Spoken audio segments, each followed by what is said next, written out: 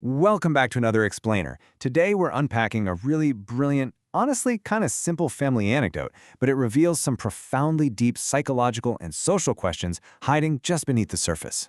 It's actually amazing how much we can learn from everyday interactions, especially when we view them through the unfiltered lens of a child. So we're going to look at a story revolving around a completely mundane household item, a box of biscuits, and use it to explore what we're calling the geometry of fairness.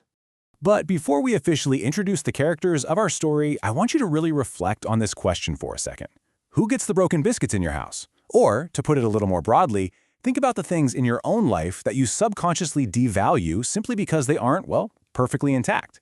Whether it's a slightly bruised apple or a cracked cookie, we all make these tiny, split-second judgments about worth. Keep that in the back of your mind as we journey through today's explainer. Okay, let's dive right into this seemingly innocent premise that actually kicks off our entire story. Section 1. The Broken Biscuit, a Household Discussion. So our story begins with a totally curious fifth grader named Rashmi, and she kicks off this whole debate by just straight up asking her mother, "Mama, why do you give the broken biscuits to our household help?" I mean, it's such a direct, piercing question, right? It immediately challenges the totally unspoken rules of resource distribution in their home.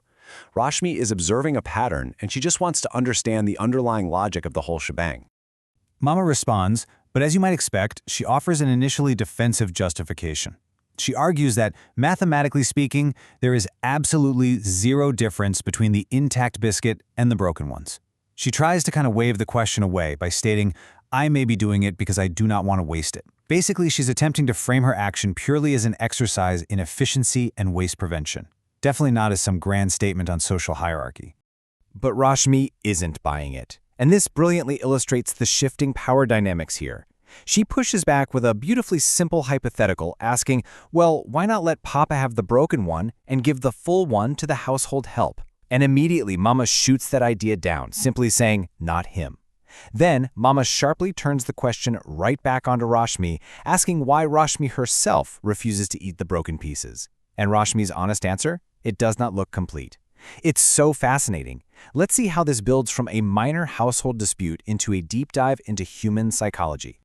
Which brings us to Section 2, Math versus Perception, Quantity versus Completeness. All right, to prove her point about value, Mama gets super practical.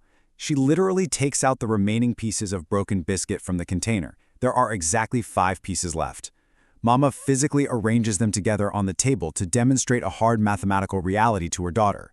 When you combine them, these 5 broken pieces actually add up to more than one full biscuit. So quantity-wise, Mama argues, there is absolutely no issue. The person getting the broken pieces is literally getting more food. Now here is where it gets really interesting. It's the clear perception gap. Despite the irrefutable math sitting right there on the table, showing a literal quantity that is greater than one whole biscuit, Rashmi insists the broken pieces are somehow lesser. Why? Simply because they do not look complete.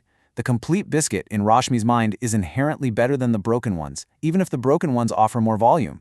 It's a pure, head-on clash between objective measurement and subjective perceived value. To justify this gut feeling, Rashmi anchors her argument in a lesson she literally just learned in her 5th grade class. She brings up the classic principle, the whole is greater than a sum of parts. She's basically suggesting that completeness has this invisible, inherent value that completely transcends basic math. A complete biscuit isn't just baked dough, right? It possesses a unified form that gives it a greater significance in our minds than a fragmented pile of crumbs, regardless of the actual weight. And rather than dismiss this, Mama actually agrees. She visually supports this philosophical idea with her own sewing machine analogy. She points to the needle, the wheel, and the bobbin. She explains to Rashmi that, by itself, the needle cannot stitch. Isolated parts totally lack function. It's only when these components are brought together that they create synergy and actually perform their intended job. So Mama concedes that, yeah, maybe the broken biscuit is physically more than a complete one, but it simply doesn't look complete and therefore it loses that psychological synergy. So the absolute crux of the matter is how this theoretical, almost philosophical discussion of synergy suddenly collides right back with the real-world ethics of who gets what. Let's move to Section 3, Redefining Fairness, a New Biscuit Policy. You gotta love how relentless Rashmi is here. She tells her mama, okay, I get that. She completely understands and accepts the logic of the sewing machine analogy, but she absolutely does not let her mother off the hook. She immediately circles back, peeling the onion one layer further, returning to her very first question. Even if we agree that broken things lose their psychological value, she asks, but why give the broken ones to the household help? And boom! This brings us to a massive turning point. Confronted with the inescapable logic of her fifth grader, Mama has a sudden epiphany. She says out loud, "Maybe because I am being unfair to her." She openly acknowledges her own unconscious bias. She realizes that by reserving the quote-unquote lesser perceived items for the household help and the complete items for the family, she's enforcing a subtle but very real social hierarchy. She basically admits, point taken. So, in a super swift pivot toward real equity, Mama immediately alters the household rules. Under the new biscuit policy, the recipient is everyone. No more tiered distribution. The allocation? Everyone gets one full biscuit, plus a part of the broken one. The perceived completeness is now distributed equally across the board, completely leveling the playing field. Rashmi agrees to this new geometrically fair plan. Which brings us to the final act of our explainer. It's time to see the real-world execution of Mama's newly minted equitable distribution plan. Section 4. Papa's unfinished crumb, an unexplained action.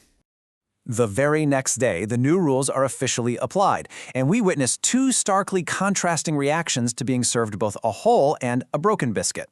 First, the household help. She looked a bit surprised at the change, didn't really say anything, but notably seemed to relish the full biscuit way more than the broken one. That totally validates Rashmi's theory about perceived value. Papa, on the other hand, received his complete biscuit and his broken piece. He ate the complete one and completely left the broken one behind.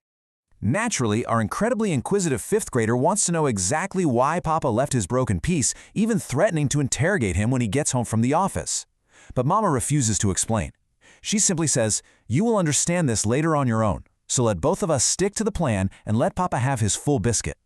Mama deliberately chooses to let the unspoken rules of adult behavior, hierarchy, and preference remain a mystery for her daughter to solve later in life.